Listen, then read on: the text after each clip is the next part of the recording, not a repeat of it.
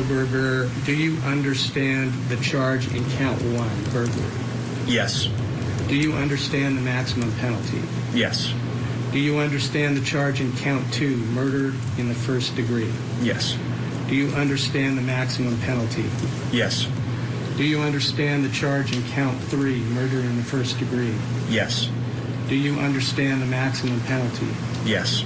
Do you understand the charge in count 4, murder in the first degree? Yes. Do you understand the maximum penalty? Yes. Do you understand the charge in count 5, murder Yes. in the first degree? Do you understand the maximum penalty? Yes. His voice is strong, it's clear, and if he was wearing something different, you wouldn't suspect that this is an accused killer. Bryan Kohberger was there in court today for his arraignment. The judge read him the charges that are against him aloud, which included 1 count of burglary and 1 count of first-degree murder for each of the 4 victims in this case: Madison Mogen, Xana Kernodle, Ethan Chapin, and Kaylee Goncalves. If Kohberger is convicted of first-degree murder, he could be facing the death penalty. The judge and the attorneys made some important decisions today. We want to make sure that you are kept up to speed on how this case unfolds. Here are the key takeaways that we noticed. First, the judge entered those not guilty pleas for all 5 counts that are against Kohberger. He chose to stand silent on those. And also a trial date was set for October 2nd of this year. It's going to last, expected to last, 6 weeks. And also in just a few weeks, there's going to be a hearing on the non-dissemination order or gag order that is set for June 9th. So he's going to be back in court again. And one thing that we can likely expect is that the strong family members of these victims are going to be there in court again as well. We have a special guest that is joining us now, the attorney that's representing the Goncalves family, Shannon Gray. Shannon, it's so great to have you on. Thank you for taking the time to speak with us. I'm sure it's been a very busy day for you, especially for this family. Can you share with us anything about what it was like for them today being inside of the courtroom for this arraignment? Well, I think they're always happy when the judicial process gets going. We were aware of a couple weeks ago that there might be a grand jury impaneled on this case. So once the indictment came down a few days ago, we weren't completely surprised by it. And now, really the process starts. All the discovery gets turned over to the defense. There's been a trial date that's been set, a date set for the motions that have been filed already for the court, et cetera. So. Shannon, there was something that Chanley brought up today. She just described how the family was all there inside of this courtroom in the gallery, waiting, even bringing the little baby who is named after the victims in this case. And I wanted to ask you about something that she brought up about it, something that seemed to bother some of your clients involving the pronunciation of Kaylee's name. And I wanted, because that's been reported, I wanted to give you the opportunity to help people understand what it's like for a family to be inside of a courtroom and to be trying so hard to protect their loved one's legacy and the way that that legacy is portrayed. Well, I mean, it's hard to understand sometimes the pronunciations, I guess, of the victims in this case. But, there were some mistakes made today regarding that. I'm sure that those will be corrected in the future. You always want to feel like that you're being represented and the victims are being represented in the case. And so it was disappointing, I think, for a lot of members of the family when the judge did not properly pronounce a couple of the victims' names right. And I think that's something that will be corrected moving forward. Can you talk a little bit more about that? One of the things that I know our viewers likely have seen you multiple times, not just for this case, but you also represent Larry and Kay Woodcock, the victims in the Colt Mom murder case, Lori Vallow-Daybell, who was recently found guilty. Can you walk through as a parent what it looks like to counsel? It's a unique area of law to counsel family members who have been through the unthinkable like this and are so interested in making sure that the victims are put first. What's that look like for them? What do they want the public to know about what that looks like?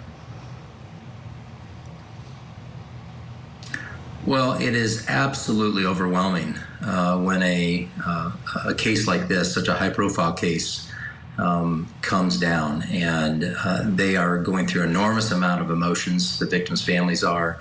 The media, for better or for worse, come at them with full force, and there's hundreds of requests for interviews, requests for sound snippets, all of those things, and it's overwhelming for the families just trying to experience some grief from the get-go, trying to figure that out and what their life looks like moving forward. And my job is to come in and to take over that and to help them go through this process and to explain the criminal justice process, because most people are never involved in the criminal justice process. And then once you get involved in it, there's a lot of complications that you have to explain to your clients. And then also putting out a consistent message that you want to put out, making sure the memories of the victims are number one, and that the defendant is the one that gets second bill in all of this media attention.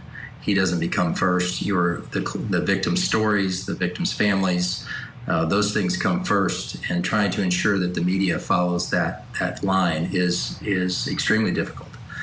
And the Goncalves family is a strong family, and they are connected to each other, and they are in it for the long haul, and I'm in it with them for the long haul. They are always going to be a part of my life, and we have a bond, and they're my people. And so that's when you represent someone, you get emotionally attached. I do.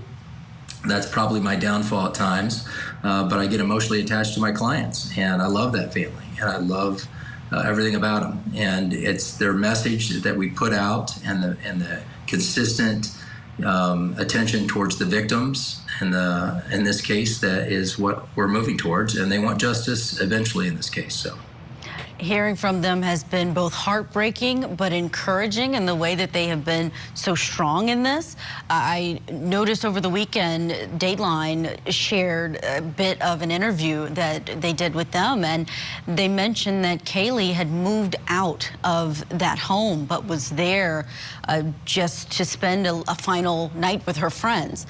Can you add any information or facts around why she was there that night? And we know that Maddie was her best friend and they were together, and some of the more poignant things that her father has said is that they lived their lives together from the age of 6, and then after doing so many things together, even dying together. So tragic. But can you talk about her and that home and how she had actually already left, moving on with her life there?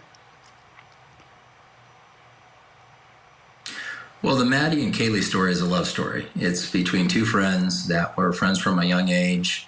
They were sisters, but no, not biological sisters, but sisters in every other way. Maddie's family felt like Kaylee was a daughter.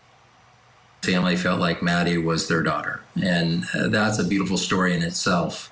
There's a lot of facts that I think will come out later on about certain things that happened that night. I can't comment on any of the facts or the merits of the case in any way. And so I won't be going down that route, but it was a special bond between the two.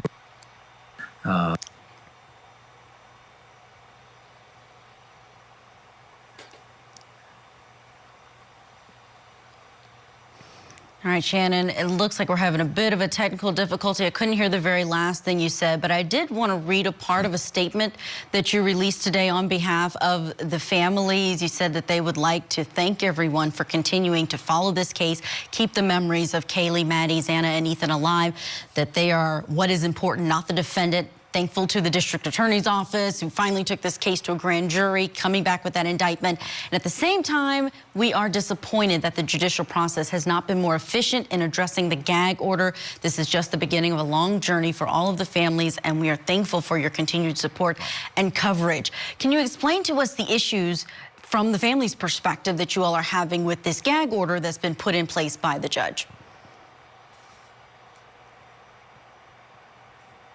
Well, in essence, just the gag order. I filed that motion back in February. And so we're just now, June 9th is the date that we're getting the hearing on the case.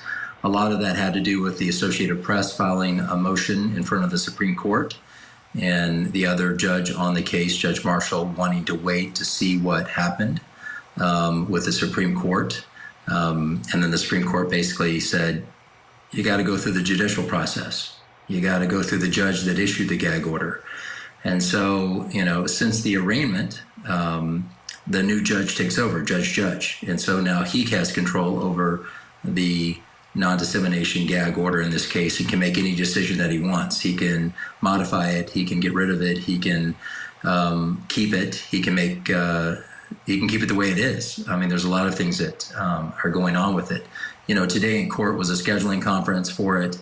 I feel like our issues are very separate, very different from the Associated Press's issues, and the judge agreed with that.